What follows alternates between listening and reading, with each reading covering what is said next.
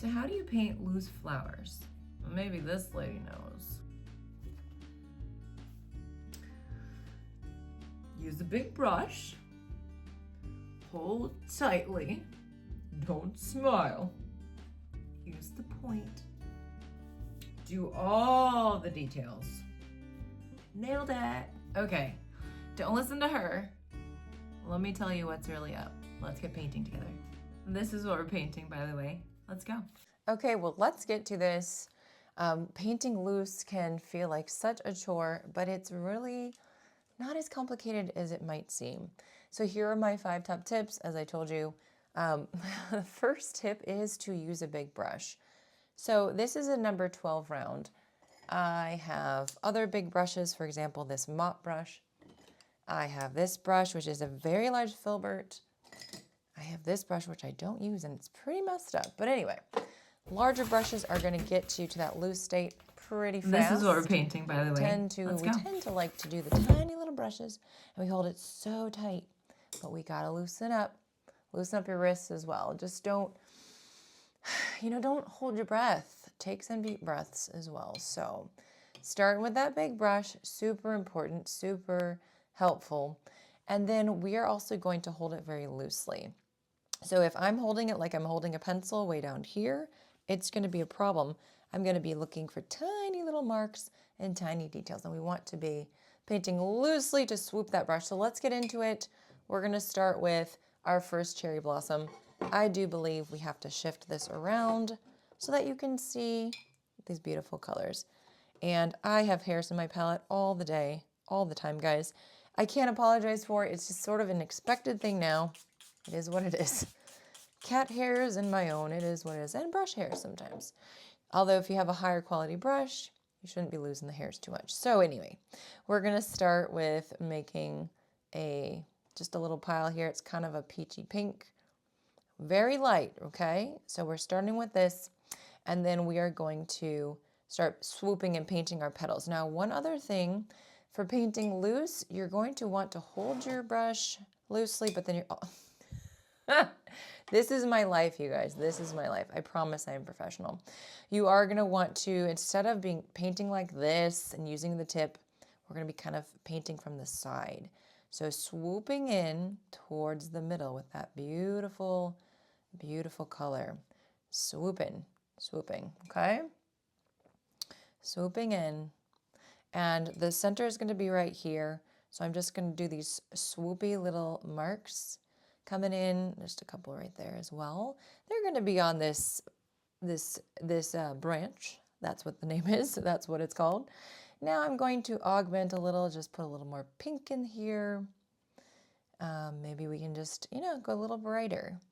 And I'm not dabbing my brush to take off the excess water and paint. I actually really like all this color. And these, if they touch, that's a good thing, because then we're just getting some wet on wet experiences.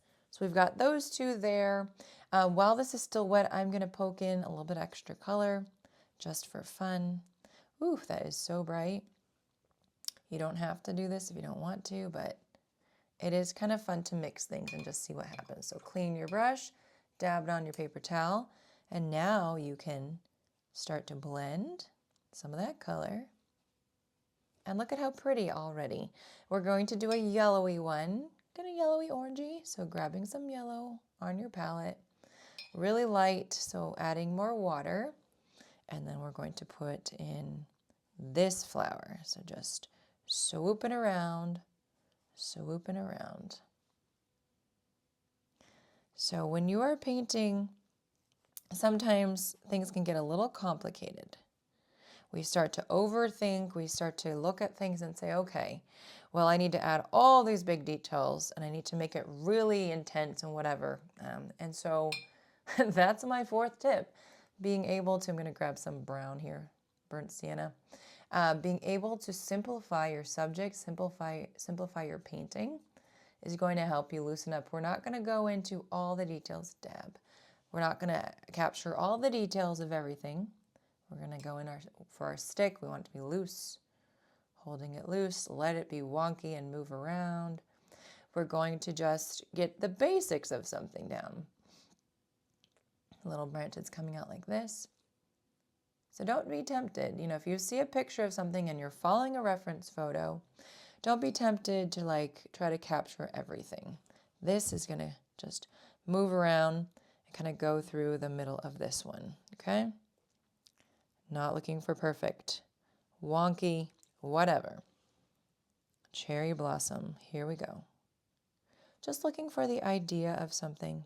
So with these blossoms, you know, I can add in some details for the centers. That would be a great place to start focusing my centers. And if this is too fast, you can slow it down. But that's my 5th tip, you guys. Paint quickly.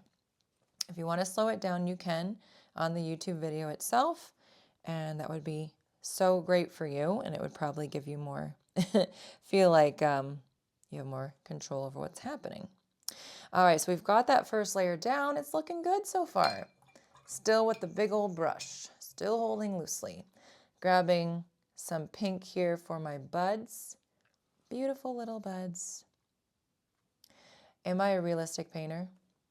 What would you say? I am not. If you don't know me at all, you never heard of me before, welcome to the YouTube channel. I am a therapist, mental health therapist, as well as an artist, and I'm mixing all the two things. So I hope that you can see that, you know, my style is the looseness because I love it. I think it's beautiful. I think it's fun. And so with the loose style, we're able to capture things in a very different way than if we were very focused on being realistic. Obviously, that's probably an understatement. Anyways, grabbing my number 8 round brush, and I want to get some greens started as this first layer is starting to dry.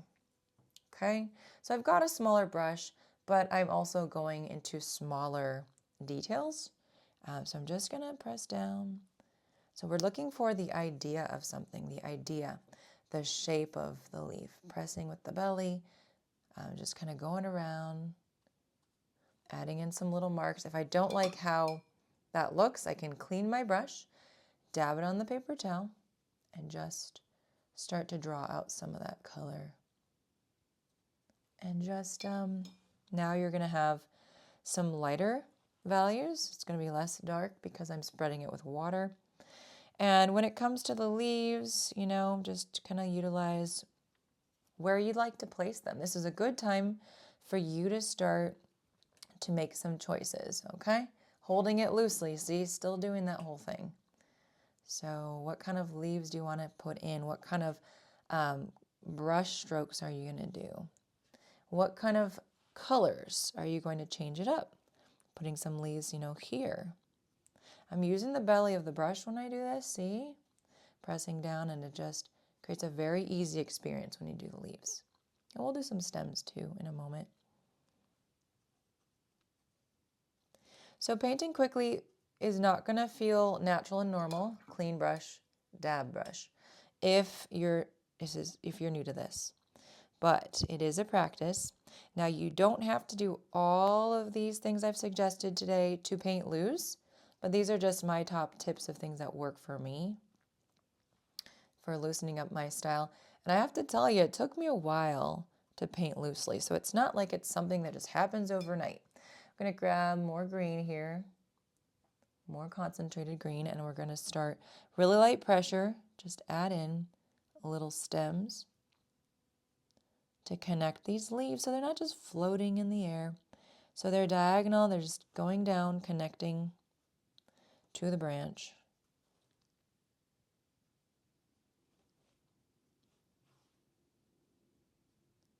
Just like that.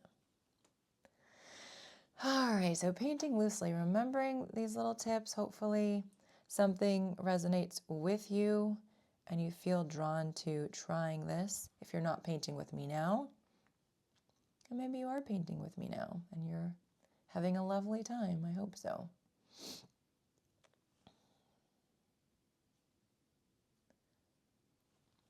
Alrighty, so now I'm going to actually dry this completely with a heat gun, and I'll be right back, and then we'll start adding in our layers. This is a very, very loose painting, And if you wanted to keep it like this, it could be complete, it could be done, but we're gonna keep going with this because we've got the layering stuff that we're doing. So actually I'm gonna grab my large 12 again. If you don't have 12, use what you've got. And I'm gonna do a second layer here, larger layer still, like less large than these. And then in the end, we'll do a third layer that's much smaller. We'll see. We'll see how we feel. That's what I'm thinking, but maybe we'll change it. So I'm grabbing some alizarin crimson and mixing that in with the pink. And so what I'm going to do now is big brush strokes, just starting to fill in some of those spaces with just a very light color. I am still working quickly because that is part of the whole point of this tutorial today, to show you that it can be done. Now, when you are following me, I know it's hard to do the fast painting. Let's do some of this color here too. But it is something where you can start to put the mindset of practicing it on your own. Maybe come back to this video later. Setting a timer and saying, okay, I have 10 or 15 minutes to paint whatever it is you're painting. And I'm going to try to do it in a speedy fashion and just see how it is. Do you find that you think less because you are having a time limit? Okay, that was really quick. I'm actually going to take my 8 now and add in a darker layer for my stick. We're going to take some Payne's Gray and add that in. So we've really darkened it up pretty quickly. I want to create some depth here. So dabbing it, because it's a little drippy, and holding the brush pretty loosely, we're just going to, pretty loose, right? Just wiggle our brush around and start to darken up part of that stem. And you can see that without blending it, it looks pretty wonky, but that's going to give us that looseness and the depth that we're needing in this painting. It's going to make it look a lot more 3D. You can even add in some more sticks that come off of something, something being the stick. Oh boy. See how I'm letting things just be wonky and move around? And then if I want to add more of these sticks from the branches, I really can. It's really, whatever you're feeling like doing, kind of work on that. But everything is loose. It's looking pretty loose. And then, while things are still drying, I'm going to take more concentrated green. So this olive green, mixing that in with what I've got here, pretty thick. So I'm not going to dab it. And I haven't dried everything here, but I'm just going in. That's a little wet on wet. It's spreading quite nicely. And I'm just adding in some darker over the top of some. So remember to keep your loose hold, your loose mindset too, okay? Loose mindset and when it comes to painting. And just going over the top to create some more texture. Now, do you have any spaces where you need to add more leaves? This would be a great time. I'm actually going to put some in here to just kind of like hang down a little bit. So then I do need to add stems. So just light pressure from the brush. And that's it for that part. I think a few more here.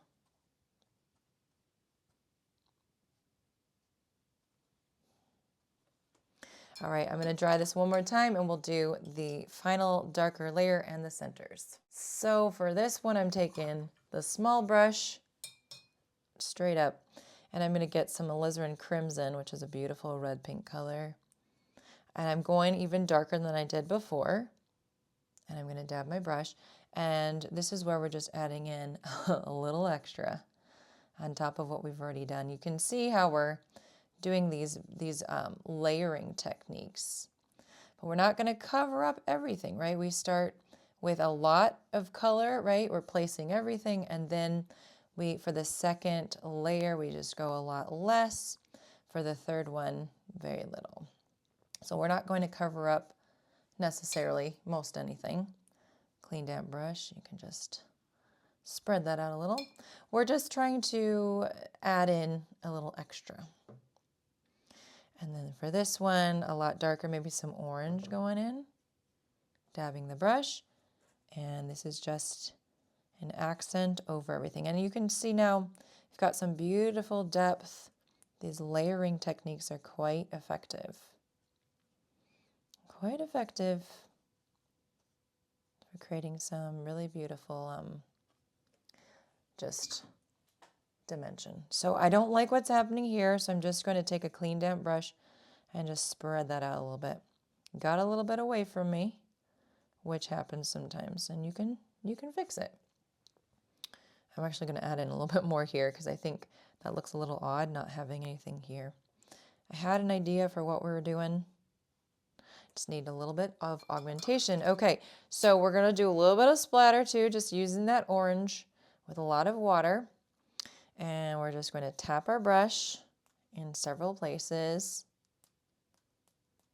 Now we're going to dry this and do our centers, and we are done. For this, I'm using the number 8.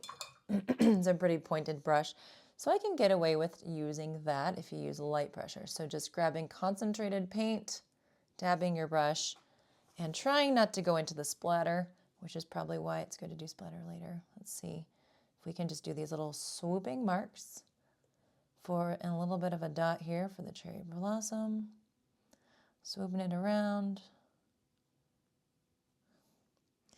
Over here too.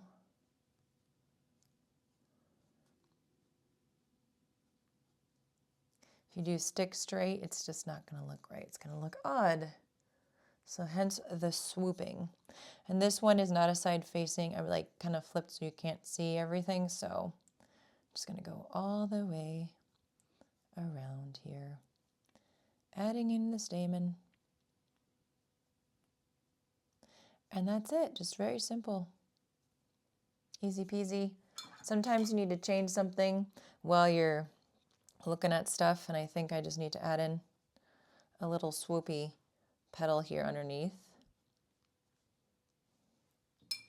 to show the bottom petal of the flower.